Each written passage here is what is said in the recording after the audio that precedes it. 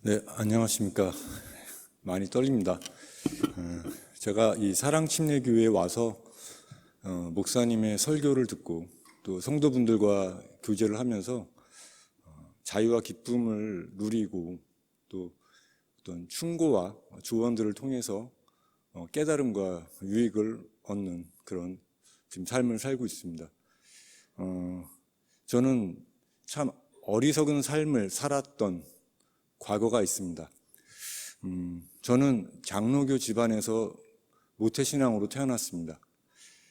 저는 교회 일에 열심히신 부모님을 따라서 이제 어릴 때부터 교회를 다녔고요. 제가 중학생이 되면서 온 가족이 함께 그 오순절 은사주의 성향이 강한 교회로 옮겼습니다. 그때부터 저도 방언과 통성 기도를 열심히 했습니다. 그러다가 제가 중3 때 아버지가 어떤 책을 사오셨는데 미국 칙 출판사에서 나온 만화책을 우리말로 번역한 책이었습니다. 내용은 전직 예수회 신부였던 알베르토 리베라 박사라는 사람이 예수회를 탈출한 후에 카톨릭의 실체를 폭로한 내용으로 한 12권인가 되는 만화책이었습니다.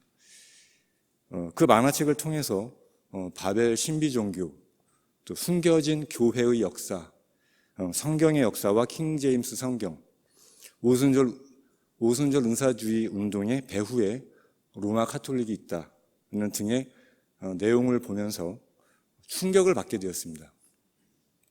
그때부터 저는 성경에 관심을 가지게 되었습니다. 사랑과 공룡이 동시대에 살았다는 것을 증거하는 벽화, 사진을 소개된 책들을 보면서 진화론을 의심하게 되었고, 헨리 모리스 박사가 지은 위대한 과학서 욥기, 그런 책을 보면서 욥기에 있는 공룡에 대한 묘사들을 통해서 성경을 더 신뢰하게 되었습니다. 그리고 킹 제임스 성경이 혹시 우리말로 나온 게 있을까 해서 1989년 제가 고2 때 광화문 교보문고에 가서 1611년판 킹 제임스 성경을 찾아보았는데 그땐 킹 제임스 영어 성경만 있었습니다. 그래서 우리말로 된 킹 제임스 성경이 없다는 것을 아쉬워했던 그런 기억이 납니다. 대학생이 된 후에는 대형 교회의 문제점들이 보이게 되면서 더 큰 갈등이 생겼습니다. 제가 다녔던 교회가 대형 교회였고요. 한 15,000명 되는 성도가 모였습니다. 한 번은 어머니가 그 교회 친구분과 통화를 하시면서 이런 얘기를 하시는 거예요. 이번에 권사 직분 명단에 들어가려고 교회에 건축 헌금을 2천만 원을 냈다는 그런 이야기를 하시는 겁니다. 그리고 정말 몇 주 후에 어머니가 권사 임명을 받으셨습니다. 또 기억나는 건 당시 기독교 방송에 설교가 나가던 담임 목사님께서 어느 날 주일 설교에서 구원은 한순간에 이루어지는 것이 아니라 주일 성수, 11조, 새벽기도, 철야기도를 하면서 열심히 충성 봉사하다 보면 언젠가는 구원을 받게 된다. 이런 설교를 하셨습니다. 그 설교를 들으면서 제가 했던 생각은 저 설교대로 만약 구원을 어느 한순간에 받는 게 아니라면 만약 내가 죄를 지었다가 회개를 못한 상태에서 그 죄가 있는 상태에서 교통사고로 죽으면 내가 천국에 갈 수 있을까? 그런 의문이 생겼는데 그 질문을 그 교회 이제 한 부목사님, 그 당시 청년부 담당하시던 그 부목사님께 물어봤는데 이러시는 거예요. 너무 깊게 생각하지 마라. 네. 그렇게 하시면서 답변을 회피하셨습니다. 그러니까 당시 저는 이러한 그 교회의 모습에 실망을 하게 되면서 과연 제대로 된 교회가 있을까? 궁금해하면서 여러 교회를 돌아다녀 보았는데 거의 다 비슷했습니다. 그러면서 이제 회의감이 들었습니다.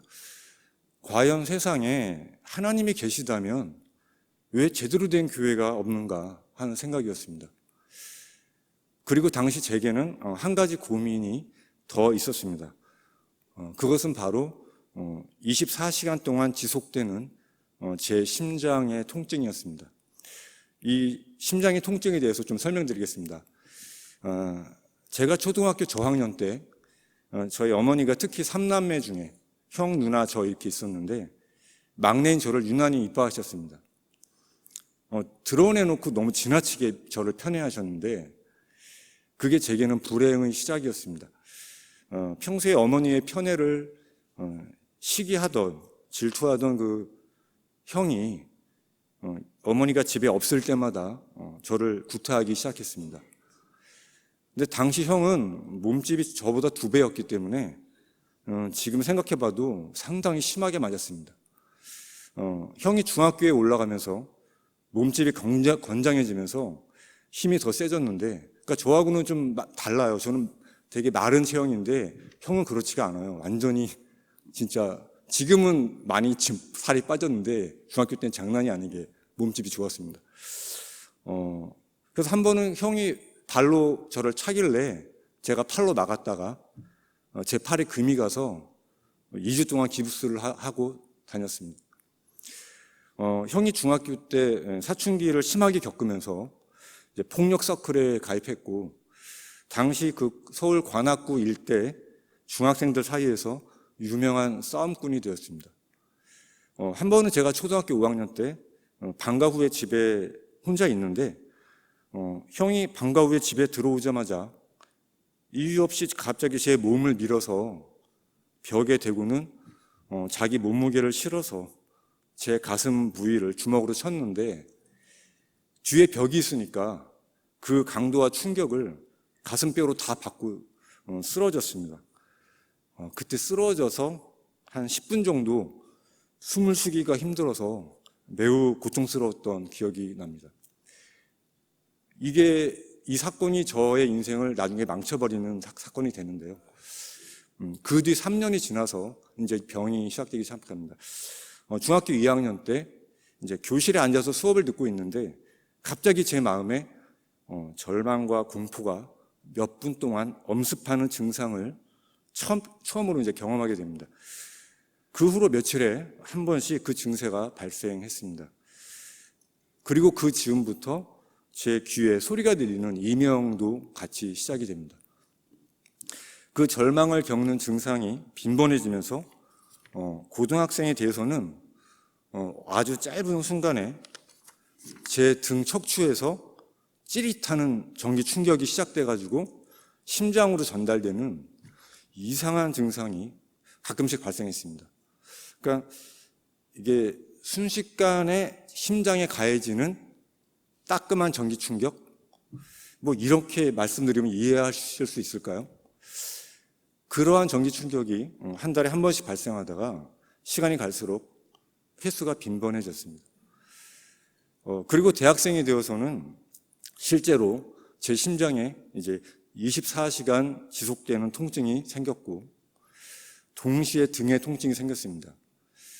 그 통증이 생긴 등은 제가 초등학교 때 형에게 맞았던 그 가슴 부위의 높이와 동일한 높이에 있는 흉추 위치입니다. 지금 현재도 그 형에게 맞았던 가슴 부위가 움푹 들어가 있고요. 그 동일한 높이에 있는 등의 흉추는 뒤로 튀어나와 있습니다. 바로 디스크가 발생한 부위도 그 위치입니다. 저의 심장 통증은 뭐 심근경색 같이 막 사람이 쓰러지게 되는 정도의 통증은 아닙니다. 걸어 다닐 수는 있지만 얼굴 표정이 안 좋아 보이는 정도의 통증, 뭐 안색이 안 좋아 보이는 그런 통증이죠. 어디 좀 안 좋아 보여 이렇게 되는 통증인데 문제는 일시적으로 몇 분 겪다가 끝나는 통증이 아니라 24시간 동안 끊임없이 지속되는 통증이라는 점 때문에 저는 견딜 수가 없었습니다. 1993년 당시 제가 유명한 정형외과 병원에 가서 진료를 받았는데 의사가 엑스레이를 보고는 척추에 아무 이상이 없다면서 등 부분에는 디스크가 생기지 않으니 심장이 아프다면 마음의 문제인 것 같으니 심리 치료를 받아보라고 권했습니다. 나중에 알게 된 사실이지만 1990년대에는 정형외과에서 목과 허리 디스크는 인정했지만 갈비뼈가 있는 등 부분에는 디스크가 생기지 않는다는 게 정설이었습니다. 그렇게 해서 정형외과에서는 환자로 인정받을 수가 없게 되자 저는 제 심장에 문제가 있는가를 알아보기 위해서 대학병원 심장내과에 가서 심전도 검사도 받고 심장 초음파 검사까지 받았는데 결론은 아무 이상이 없다는 진단이 나왔습니다. 일반 병원에서는 아무 이상이 없다는 진단이 나오니까 그때부터는 다른 치료 방법을 찾아보면서 이제 한의원, 침술, 추나요법도 다 받아보았는데 별 효과가 없었습니다. 카이로프래틱이라는 걸 아시는지 모르겠는데 그런 것도 수년간 받았는데 받을 때만 일시적으로 시원하고 2시간만 지나면 다시 척추가 원래 상태로 굽어지면서 통증이 시작됐습니다. 그 외에도 여러 가지 척추 교정 베개, 기구들도 많이 구해서 사용해 보았지만 별 효과를 보지 못했습니다. 대학생 때 이러한 문제 때문에 제가 하나님께 계속 제 심장 통증을 치료해 달라고 수년간 기도를 해 보았는데 제 통증은 원인을 알 수 없는 상태에서 서서히 악화되고 있었기 때문에 매우 절망적이었습니다. 그래서 척추 교정 기구를 계속 사용하면서도 한편으로는 이 심장 통증이 이런 불안이, 심장 불안도 같이 있었어요. 이런 불안이 정말 마음의 문제일지도 모른다는 생각이 들어서 그때부터 정신분석학이나 심리치료 서적들을 읽게 됐습니다. 그런데 대부분의 정신분석 학자들은 무신론자적인 입장에서 글을 쓰기 때문에 제가 그 영향을 받게 되면서 그러한 무신론적인 사상들을 받아들이게 되었습니다. 그러면서 하나님의 존재에 대해 회의가 들기 시작했습니다. 첫 번째가 하나님이 계시다면 왜 이 세상에 고통이 존재하는가? 사랑의 하나님이 왜 어느 병원에서도 원인도 알 수 없고 해결할 수도 없는 심장 통증과 등 통증을 내게 주셨는가? 내가 죄인이기 때문에 그렇다 하더라도 제가 중학교 2학년 때 무슨 그 큰 죄를 지었다고 이렇게 통증을 주시는가? 나중에 알게 된 사실이지만 많은 청년들이 무신론자가 되는 이유 중 하나가 사랑의 하나님이 어떻게 세상에 고통을 허락하실 수 있는가? 이러한 단순한 생각 때문이라고 하던데요. 저도 그 당시에 그런 생각을 하면서 신의 존재를 의심했었습니다. 그러나 전 이미 그때 창조에 대한 증거나 사랑과 공룡이 동시대에 살았다는 증거나 또 성경에 대해서 어느 정도 알고 있었기 때문에 쉽게 무신론자가 될 수가 없었습니다. 그러면서도 또 한편으로는 하나님께 대한 원망과 불평이 많았습니다. 그러면서 어떤 생각을 하게 되냐면 교만한 생각인데요. 이렇게 생각했습니다. 내가 창조주라면 이렇게 고통받는 세상이 될 것을 알면서 창조를 시작하진 않았을 거다 라고 생각하게 되었습니다. 아주 논리적이죠. 이제 그런 생각 속에서 결론을 내리지 못하다가 어느 날 TV에서 세상이 어떻게 시작되었는가라는 주제의 다큐멘터리를 보게 되었습니다. 그 다큐멘터리가 이런저런 이야기 끝에 내린 결론은 이것입니다. 세상이 어떻게 시작되었는지는 아무도 알 수 없다. 그 하면서 그것을 불가지론이라고 가르쳐 주었습니다. 저는 그때 그것을 받아들이기로 마음먹고 제 스스로의 정체성을 불가지론자로 정했습니다. 더 정확히 말하면 불가지론자라는 베일로 제 갈등을 덮어버리고 내 마음대로 살자는 것이었습니다. 그렇게 저는 25살에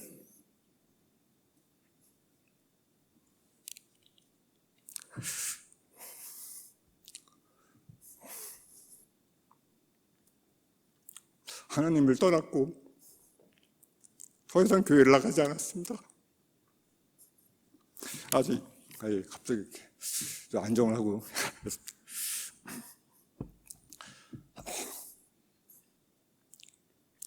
군대를 갔다 온 후에도 제 방황이 지속되었고 심장 통증도 더 심해지면서 사회생활에도 지장이 생겼습니다. 30세 때에는 제 심장 통증이 얼마나 심했는가 하면 한밤중에 자다가 심장이 심하게 뛰어서 눈을 뜨게 되는 겁니다. 그리고 안정을 찾으려고 일어나 앉아 있는데도 심장이 심하게 고동치고 있는 상태가 계속 지속되는 겁니다. 정말 그런 증상을 밤중에 혼자 겪는 일은 공포스러웠습니다. 그렇게 밤에 깨는 횟수가 더 잦아지고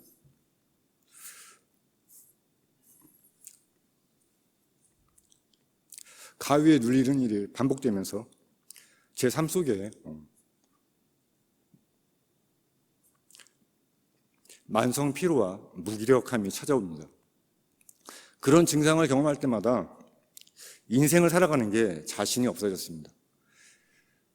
나는 이 원인을 알 수 없는 이 심장 통증 때문에 결국 평생 고통 속에 지내겠구나 하는 생각으로 절망감이 깊어지면서 죽어야겠다. 그런 생각을 하게 됐고 결국 전 31살에 자살을 시도합니다. 자살 시도에 대한 자세한 얘기를 하지 않겠습니다. 너무 적긴 했는데 민망하네요, 얘기하기가. 지금 그 당시를 회상해 보면 심장 통증이 24시간 지속이 되면 사람이 올바른 판단이나 사려 깊은 생각을 거의 못합니다. 그래서 내가 앞으로 무엇을 하며 살 것인가 하고 인생을 차분히 계획하지도 못했습니다. 정말 제정신이 아니었던 것은 자살을 실패한 후에 며칠이 안 돼서 영어를 배우겠다고 제가 어떤 영어 동아리에 나갔다는 것입니다. 그러나 심장 통증 때문에 영어 내용은 눈에 안 들어왔습니다. 그런데 그 모임에서 지금의 제 아내를 만나게 되었고 결국 1년 후에 결혼까지 하게 됩니다. 이게 지금 이해가 가십니까, 상황이? 지금 생각해 보면 제 인생에서 가장 이해할 수 없는 부분이 이 결혼입니다. 그러니까 심장 통증으로 삶에 대한 희망이 거의 희박한 상태에서 제 아내와 결혼을 하겠다고 한 것은 제정신으로는 할 수 없는 결정입니다. 또 당시 무역회사를 나가고 있던 아내가 직장도 없는 저와 결혼하겠다고 한 것도 평범한 선택은 아닙니다. 그때 제가 심장 통증이 있다는 사실을 아내에게 이야기하면 아내가 결혼을 안 해줄 것 같아서 결혼 전에 이야기를 안 했습니다. 그냥 어떤 직업을 갖든지 열심히 살아보자. 언젠가는 심장 통증도 치료가 되겠지. 뭐 이렇게 막연하게 생각했습니다. 그러니까 지금 되돌아보면 결혼 전에 그 중요한 이야기를 안 했다는 건 양심에 손을 얹고 생각할 때 안 되는 일이죠. 근데 결혼 후에 결국 아내는 제 심장 통증을 알게 되었고 성격 차이가 심했던 저와 아내는 그때부터 부부싸움이 잦아졌습니다. 엎친 데 덮친 격으로 아내가 잘 다니던 무역회사를 그만두고 옷가게를 열었다가 실패하게 되면서 그러니까 아내 입장에서는 남편이 저렇게 정상적인 직업을 갖지 못할 것 같으니까 우리 가정 어떻게 좀 이끌어 봐야겠다 해가지고 제가 막 만류하는데 옷가게를 시작한 거예요. 그런데 결국 이제 그 옷가게가 실패하게 되면서 우리 부부는 신용불량자가 되었고 감당하기 어려운 부채를 또 안게 되었습니다.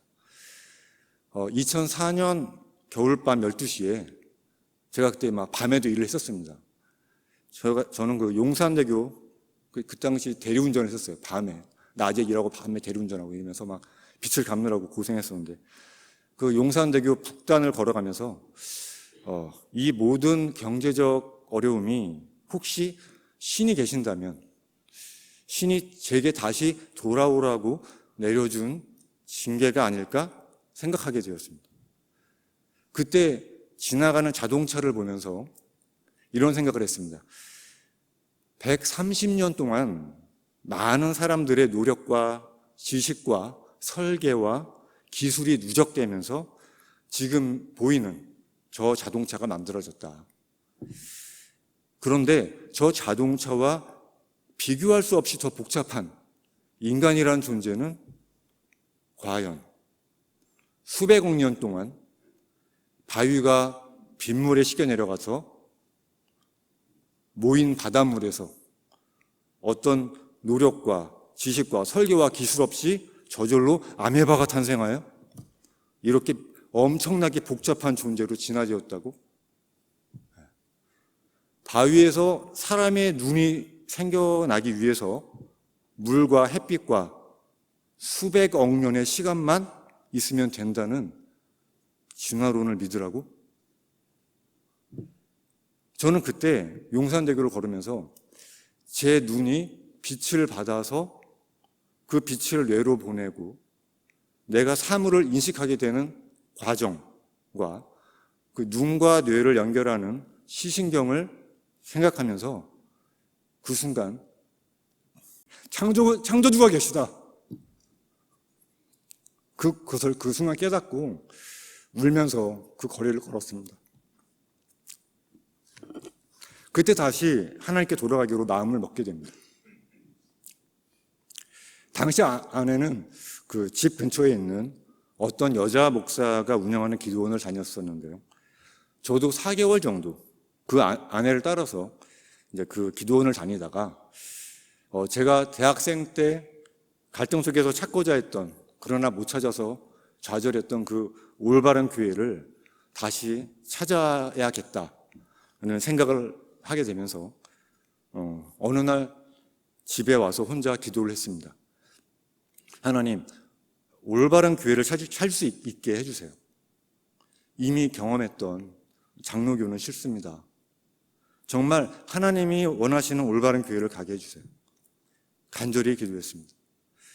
기도를 마쳤는데 언뜻 예전에 침례 교회가 그래도 좀 순수하다는 이야기를 들었던 그런 기억이 나서 인터넷에서 침례 교회를 검색해 보았습니다.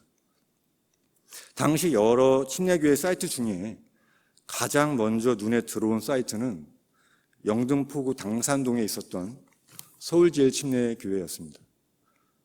클릭해서 들어가 보니 우리의 믿음이라는 페이지가 있었고 킹제임스 1611년판 성경을 쓰는 교회라고 되어 있었습니다. 제가 고등학교 때 찾았던 킹제임스 성경을 사용하는 교회가 내가 방황했던 10년 사이에 드디어 생겨났구나 라는 그런 생각에 기쁜 마음으로 바로 그 교회를 찾아갔었고 당시 그 교회에 음영진 목사님과 또 부목사님으로 계시던 정동수 목사님을 거기서 만나게 되었습니다. 그렇게 해서 2005년 5월에 그곳에서 그리스도 예수님의 구원의 복음을 말씀으로 다 확인하고 마음으로 믿고 침례를 받았습니다. 그 뒤 1년 뒤에 제 아내도 그 교회로 오게 되었습니다. 우리는 그곳에서 많은 것을 배웠고 바른 믿음과 킹제임스 성경에 대한 확신을 가지게 되었습니다. 올바른 교회를 함께 다닌다는 기쁨에도 불구하고 저와 아내는 경제적 어려움과 성격 차이로 인해서 다투는 일이 빈번했고 결국은 서로가 서로를 더 이상 참을 수 없는 상태가 되었습니다. 그렇지만 저는 아내에게 서로 아무리 힘들어도 서로 가늠한 사실이 없으니 이혼은 안 된다라고 했는데 그러자 아내는 이혼 소송을 걸었습니다. 법원에서 저보고 출두하라는 고지서가 날라왔고 결국 저도 재판에 나가서 이혼에 합의를 해줌으로써 법정에서 2009년 2월에 재판상 이혼 판결을 받았습니다. 그러나 제 아내는 이혼 판결을 받은 후에 정말 이혼하면 안 되겠다고 생각해서 그 서류를 가지고 구청에 신고하지 않았다고 합니다. 나중에 알게 된 사실이지만.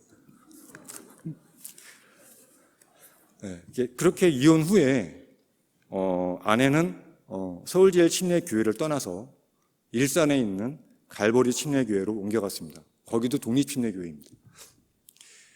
저는 아내와 이혼을 하면 속이 더 시원할 줄 알았는데 시간이 지날수록 3살 된 딸에게 아버지로서 정말 사람이 할 짓이 아니다 라는 생각이 들었고 매우 고통스러워서 당시 송내 남부에 사랑침례교회를 시작하시던 정동수 목사님께 전화를 걸어서 고통을 하소연했던 기억이 납니다. 정동수 목사님께서 어떡하나 하시면서 매우 안타까워하셨습니다. 그 후 몇 개월 뒤에 저는 재결합을 해야겠다는 생각을 하고 아내가 다니고 있는 그 갈보리 침례교회의 구정민 목사님을 찾아가서 아내의 근황을 묻게 됩니다. 당시 구 목사님은 어떤 책을 주셨어요. 그 책의 이름이 자아 중심의 삶과 그리스도 중심의 삶이라는 얇은 책을 주셨는데 2번 읽어보았는데 이 내용이 기억나는 게 그겁니다. 내 자아는 십자가에 못 박혀 있고 그리스도가 나의 주인이 되는 것이 제자의 삶이다. 이런 식의 내용이었던 것 같습니다. 그렇지만 여전히 아내를 용납할 수 없는 제 상태를 해결할 수가 없어서 그것을 놓고 기도를 하게 되었습니다. 하나님, 저는 제 아내를 용납할 수가 없습니다. 제가 아내를 사랑할 수 있게 해주세요. 그렇게 기도한 지 2주 정도 지난 어느 날, 그날도 간절히 애타게 그 기도를 하고 있었는데 어느 순간 제 마음 안에서 다른 누군가가 기도를 하고 있었습니다. 좀 이상하게 들릴지 모르시겠지만 그 누군가는 분명히 제가 아닌 다른 인격체였습니다. 그런데 더 놀라운 일은 그 누군가가 제 아내를 향해서 축복 기도를 하고 있었습니다. 그 축복 기도를 들으면서 제가 뭐라고 기도했냐면, 하나님, 저는 제 아내를 축복할 마음이 전혀 없습니다. 저의 이 강팍함을 해결해 주시고 저 축복 기도를 제가 할 수 있게 해주세요. 기도했습니다. 여기서 잠깐 한 가지 드리고 싶은 이야기는 제가 거듭난 이후에 이러한 신비한 체험이죠. 하나의 이런 체험을 한 것이 이때가 처음이자 마지막이었습니다. 거듭난 후 지금까지 13년 동안 딱 한 번 있는 체험이었습니다. 그리고 그 당시 저는 이러한 신비한 체험을 할 것이라고 전혀 예상하지도 못했고 기대한 적도 없고 체험하게 해달라고 기도한 적도 없습니다. 저는 이 부분에 대해서 정동수 목사님의 의견에 100% 동의합니다. 그러니까 성경이 완성된 이후에도 하나님께서는 필요하시다면 기적이나 신비한 체험을 일으키시는 분이십니다. 그러나 그렇다고 해서 그리스도인들이 그러한 신비한 체험을 기대하거나 기적을 경험하게 해달라고 기도하는 것은 하나님을 시험하는 것입니다. 물론 갑자기 닥친 불가항력적인 상황에서는 제발 살려주세요, 해결해달라고 기도하는 게 당연한 일이지만 일반적인 경우에는 우리에게 주신 이성을 사용해서 정상적으로 또 합리적으로 판단하고 상식적으로 선택을 해야 합니다. 다시 간증으로 돌아가서 제 마음 안에서 그 누군가가 그 제 아내를 향해 축복 기도를 하는 것을 들으면서 하나님, 저 축복 기도를 제가 하게 해주세요라고 기도했을 때 그러자 이런 생각이 들었습니다. 물론 아내가 과실이 있고 부족함이 있지만 그러는 너는 남편으로서 그 아내를 한 번이라도 불쌍히 여겨준 적이 있느냐? 책망만 했지 정말 그녀의 마음을 이해하고 감싸준 적이 있느냐? 그렇게 모질게만 대하면 어떻게 여자가 견딜 수 있겠느냐? 그래서 제가 눈물을 흘리면서 네, 맞습니다. 저는 아내를 감싸준 적이 한 번도 없습니다. 정말 한 번도 없었습니다. 모질게 대할 줄만 알았습니다. 라면서 기도하면서 회개했습니다. 나중에 알게 된 사실이지만 이때 제게 떠올랐던 생각들은 하나님께서 이미 에베소서 5장 25절부터 33절 그리고 골로새서 3장 19절을 통해서 남편들에게 주셨던 말씀들과 연관되는 내용들이었습니다. 다시 간증으로 돌아가서 저는 그 기도를 마치고 바로 일어나서 평생 한 번도 안 해본 행동을 합니다. 생애 처음으로 장미꽃 백송이를 사러 갔고 그걸 들고 아내를 찾아갔습니다. 아내도 저를 보고는 처음에는 경계하고 문도 안 열어주다가 한참이 지나서야 겨우 문을 열어주었습니다. 그때 아내에게 여러 가지 이야기를 하면서 제 진심을 전했고 남편으로서 책망만 하고 감싸주지 못한 부분에 대해서 사과를 했습니다. 그때 아내도 울면서 꽃다발을 받아주었습니다. 그 사건이 있고 나서 2주 후에 저희 부부는 재결합을 하게 됩니다. 그때가 2009년 10월경이었습니다. 그럼에도 불구하고 저는 서울제일 침례교회를 떠나지 않으려고 했었습니다. 그런데 2달 정도 지났을 때 음영진 목사님께서 먼저 제게 아내와의 화합을 위해서 김영재가 갈보리 침례교회로 가라 이렇게 권고를 하셨습니다. 그래서 5년 동안 다녔던 서울제일 침례교회를 떠나서 갈보리 교회로 옮겼고 갈보리 교회에서 8년을 있었습니다. 갈보리를 다니면서 많이 배웠고 특히 갈보리 성도분들 중에는 우리 가족에게 경제적으로 많은 도움을 주셨던 분들이 계셨고 고마운 분들이 많았습니다. 그럼에도 불구하고 제 심장 통증은 여전히 해결되지 않았습니다. 그나마 다행히도 2000년대에 들어와서 등에도 디스크가 생길 수 있다는 그런 사실을 정형외과에서 인정하게 되었고 그 사실을 늦게 알게 된 저는 2009년에 MRI를 촬영하고 흉추 3, 4범 디스크 판정을 받았습니다. 그러나 정형외과에서는 등 디스크 수술을 거부했습니다. 허리 디스크와 달리 등 디스크에는 오장육부로 가는 신경선들이 얽혀있기 때문에 수술하다가 신경선들을 잘못 건드릴 경우 사망이나 장애인이 되는 그런 가능성이 크기 때문입니다. 그 당시 의사의 말을 빌리자면 이렇게 저에게 말했습니다. 수술하다가 병신이 되느니 평생 진통제 먹으면서 버텨라. 이렇게 말했습니다. 그래서 또 저는 다른 치료법을 찾아다닐 수밖에 없었습니다. 2002년부터 2012년까지 10년 동안 제가 겪었던 심장의 통증 수치를 100이라고 한다면 2012년부터 4년간 헬스클럽을 다니면서 통증 수치가 100에서 80으로 떨어졌습니다. 그러나 헬스는 아무리 해도 80 이하로 더 떨어지게 할 수 없었습니다.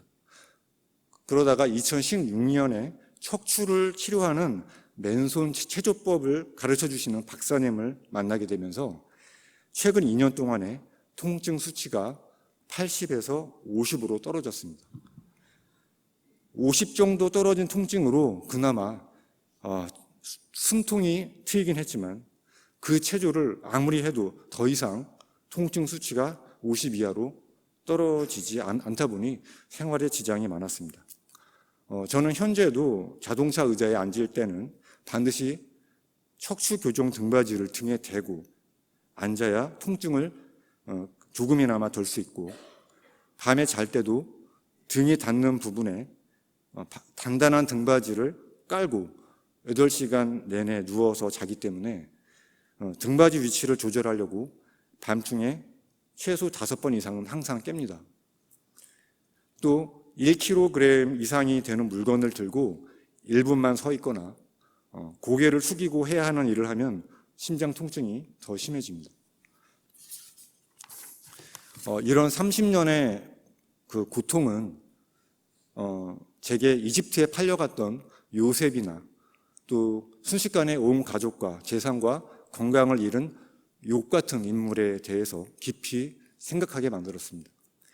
요셉이 보디발 장군의 집에서 노예로 살면서도 절망을 이겨내고 수년간 하나님과 동행하면서 보디발 장군의 인정을 받아 그 집의 모든 것을 관리하는 청지기로 있을 때 보디발 아내의 집요한 유혹을 뿌리쳤음에도 불구하고 강간 미수라는 치욕을 뒤집어 쓰고 감옥에 가게 되었을 때 그 요셉의 그 심정 어떤 것이었을까요?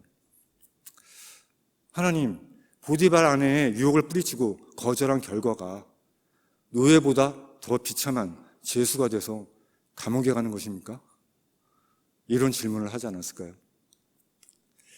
저는 심장 통증이 시작된 지 수년 만에 하나님을 버리고 교회를 떠났던 사람이고, 요셉은 이집트의 노예로 팔려가서도 수년간 하나님과 동행하고 치욕스럽게 더 비참한 감옥에 가서도 하나님과 동행한 사람으로서 저와 비교할 수 없는 인물입니다. 저는 정말 매우 부끄러운 삶을 살았습니다. 그러나 모든 것이 합력하여 선을 이루게 하시는 하나님께서 고통 속에 다시 하나님을 찾을 수 있는 기회를 주셨고, 저는 다시 돌아왔고, 하나님은 저를 지옥에서 구원해 주셨습니다. 거듭난 이후에도 13년 동안 지속되는 통증으로 지금까지 원망과 불평도 많이 했습니다.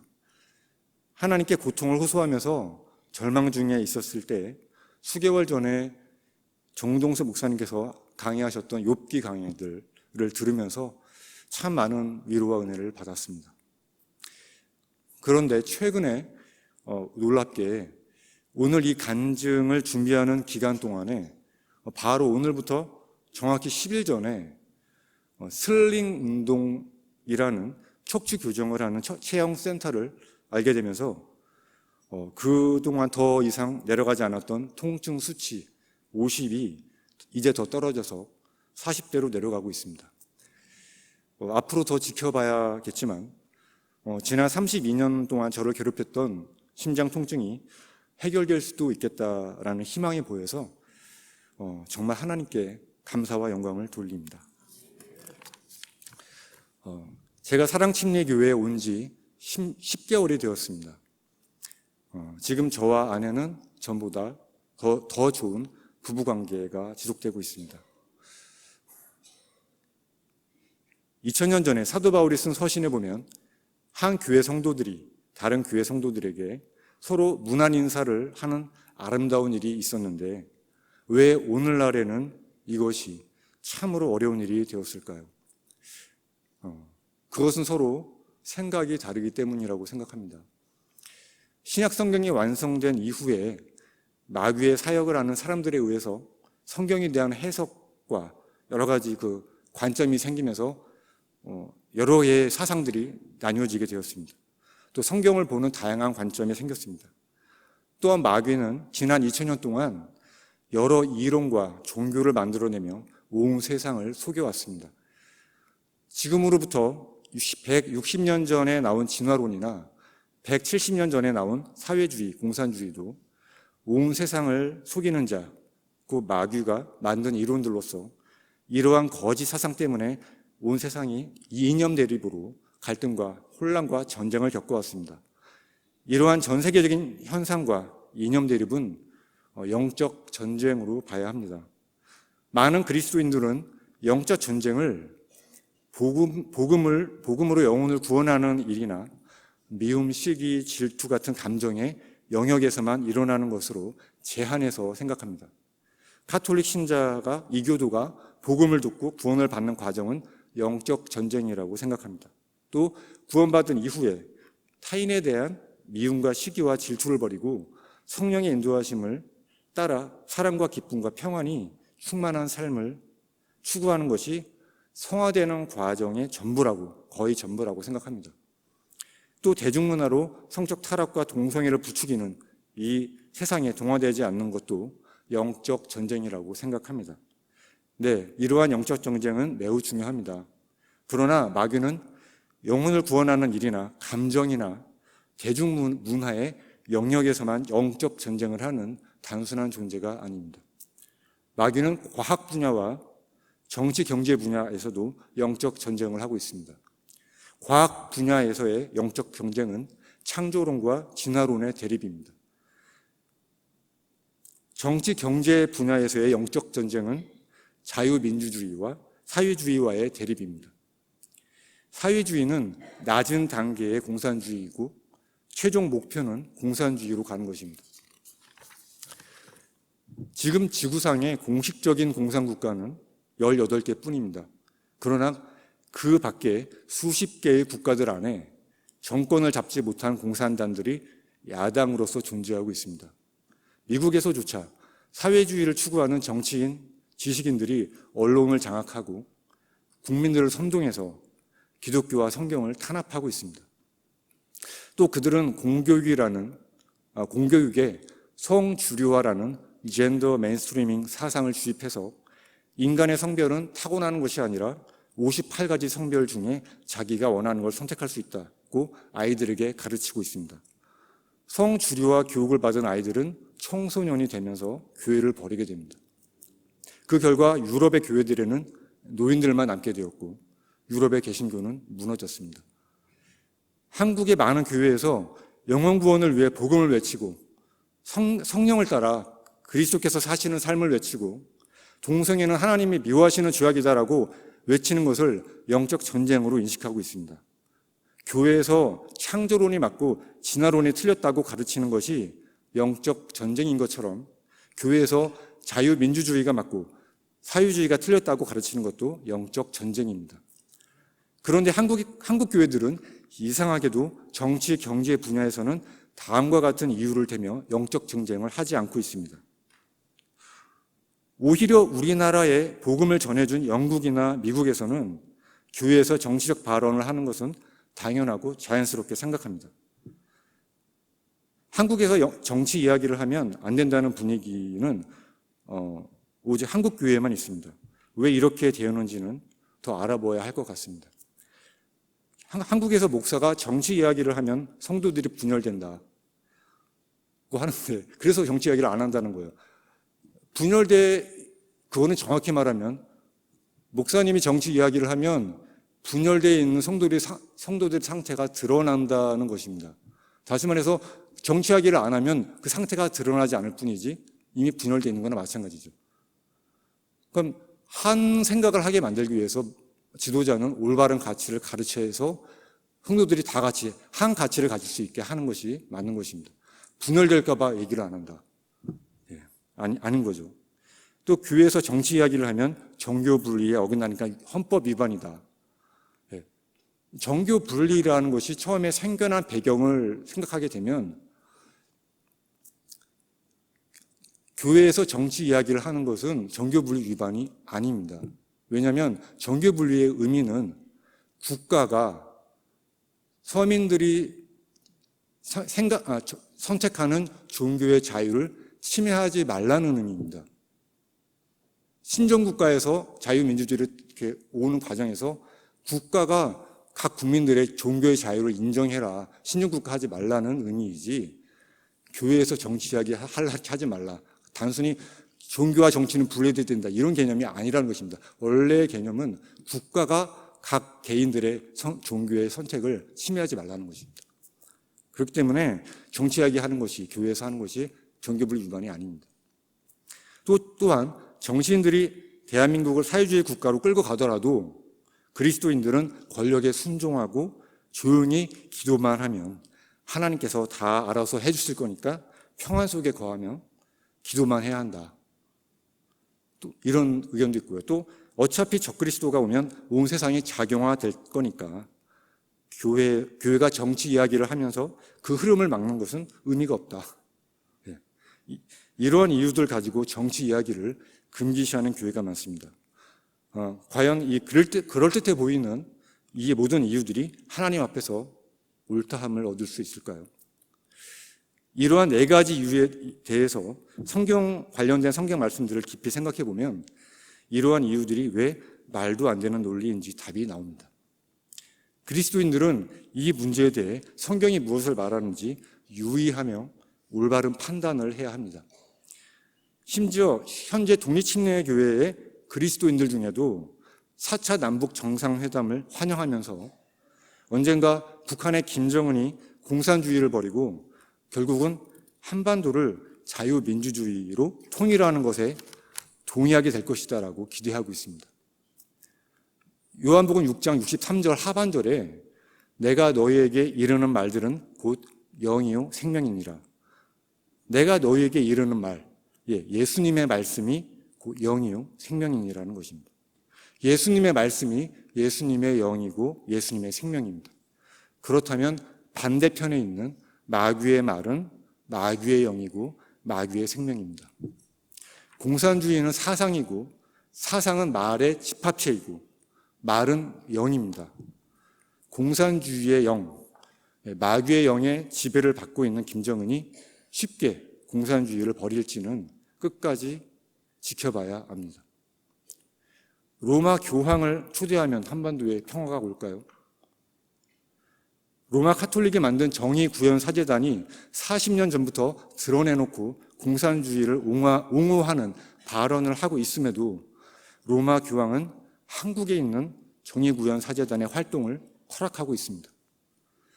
현재 교황은 수십 명의 교황 중에서 역사상 두 번째의 예수회 출신 교황입니다. 문재인 대통령과 청와대 핵심 멤버들은 예수회 회원입니다. 현 국제 정세에 대해서 그리스도인들이 영적으로 분별해야 합니다.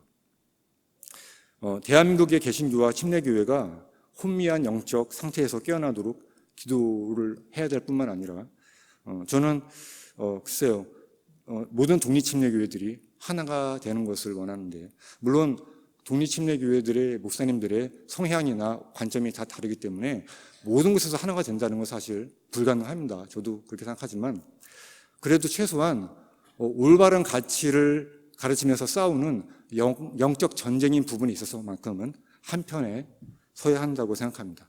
이러한 부분에 대해서 우리도 기도를 해야 한다고 생각합니다. 오늘 간증은 여기서 마치겠습니다.